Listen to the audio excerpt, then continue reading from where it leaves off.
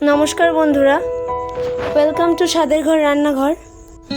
আমার চ্যানেলে তোমাদের সবাইকে স্বাগত জানিয়ে আমি আমার আজকের ভিডিও শুরু করছি। থাম্বনেল দেখে তোমরা নিশ্চয়ই বুঝতে পেরেছো আজকের রেসিপিটা ঠিক কী। আজকে আমি তোমাদের সাথে শেয়ার করতে চলেছি আলু দিয়ে ডিমের কারি। এটা রান্না করার জন্য প্রথমেই আমি কড়ায় সর্ষের তেল দিয়ে ভালো করে গরম করে নিয়েছি। এবার এতে অল্প একটু নুন আর অল্প একটু হলুদ দিয়ে ডিমগুলো ভেজে নিতে হবে।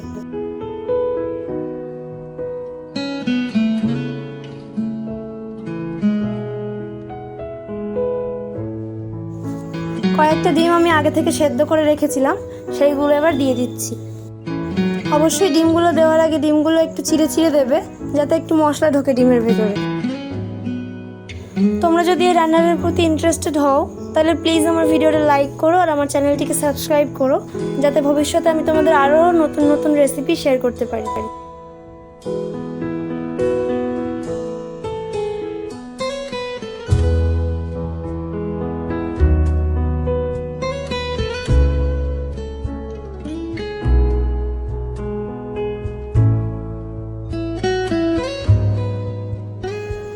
ডিমগুলো ভাজা হয়ে গেছে, এবার এগুলো আস্তে আস্তে তুলে নিচ্ছি।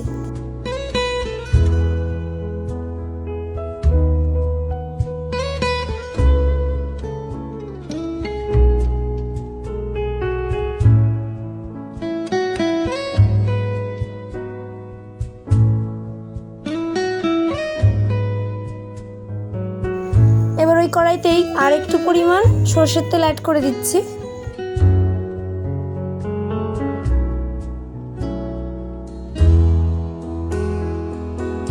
তেলটা খুব ভালো মতো গরম হয়ে গেছে, এবার এতে একটু সাদা জিরে ফোড়ন দিয়ে দিচ্ছি।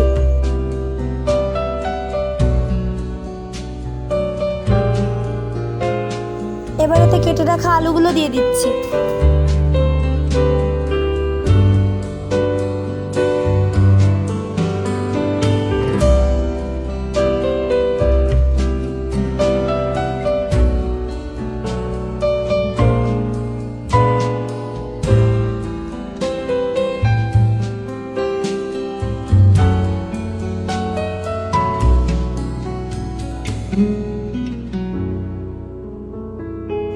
এবার আলুগুলো একটু ভাজা ভাজা হয়ে যাওয়ার পর এর মধ্যে দিয়ে দিচ্ছি 2 টেবিল চামচ পরিমাণে পেঁয়াজ বাটা আর 4টের মতন কাঁচা লঙ্কা।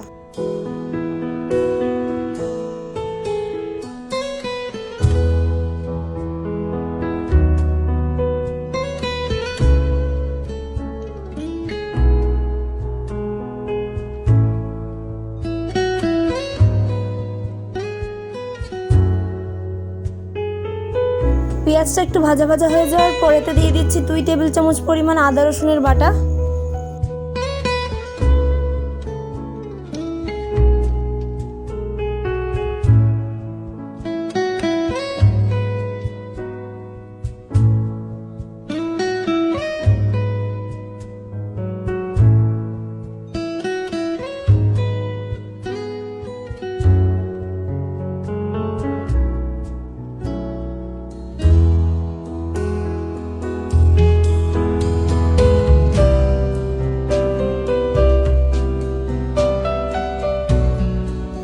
আদা রসুনের পেস্টটা দেওয়ার পরে সামান্য একটু নেড়ে চেড়ে এবার দিয়ে দিচ্ছি লঙ্কার গুঁড়ো, পরিমাণ মতন হলুদ আর সামান্য একটু জিরের গুঁড়ো।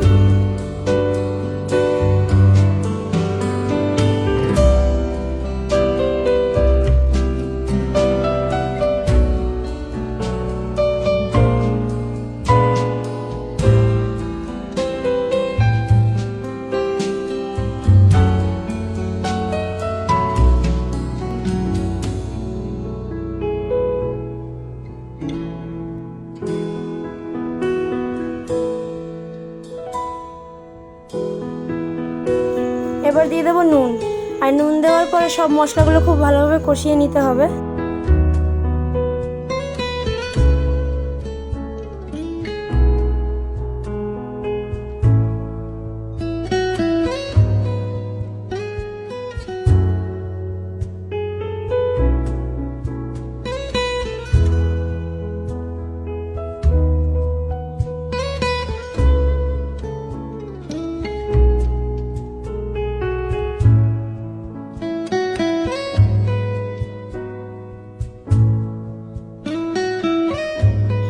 সব কিছু খুব ভালোভাবে কষিয়ে নেওয়া হয়ে গেছে, এবার এতে জল ঢেলে দিচ্ছি।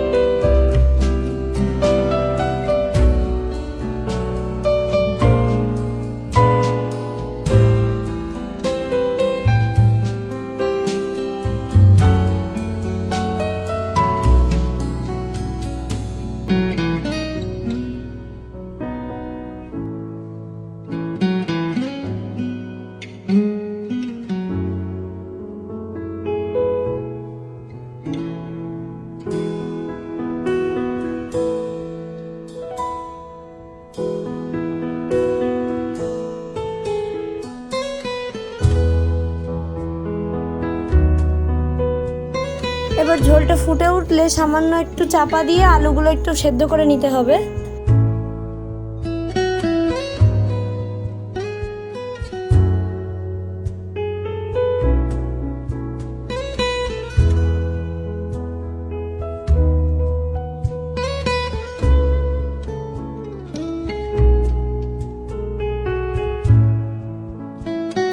আলুগুলো মোটামুটি সেদ্ধ হয়ে গেছে, এবার এতে ডিমগুলো দিয়ে দিচ্ছি।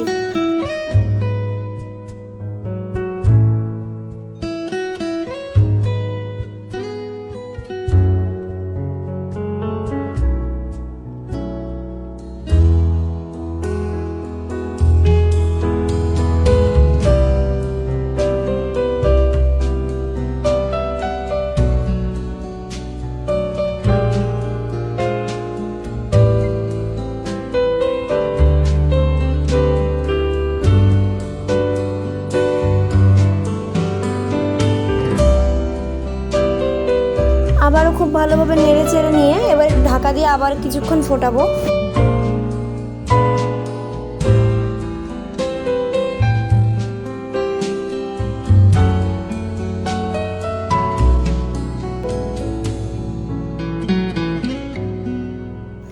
তিন থেকে 4 মিনিট পর ঢাকনাটা সরিয়ে একটু গরম মশলার গুঁড়ো ছড়িয়ে দিয়ে আর কিছুক্ষণ ফুটিয়ে নেব।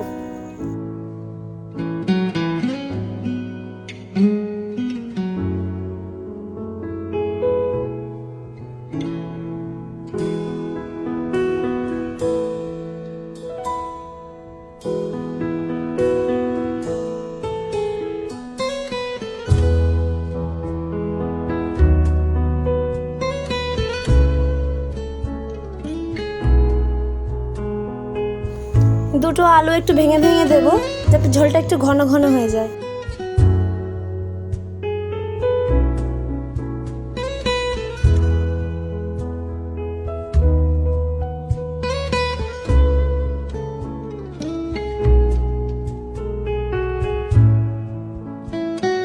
আমার ডিম আলুর কারি কিন্তু রেডি। এবার গ্যাসের ফ্লেমটা বন্ধ করে আমি এটা নামিয়ে নিচ্ছি।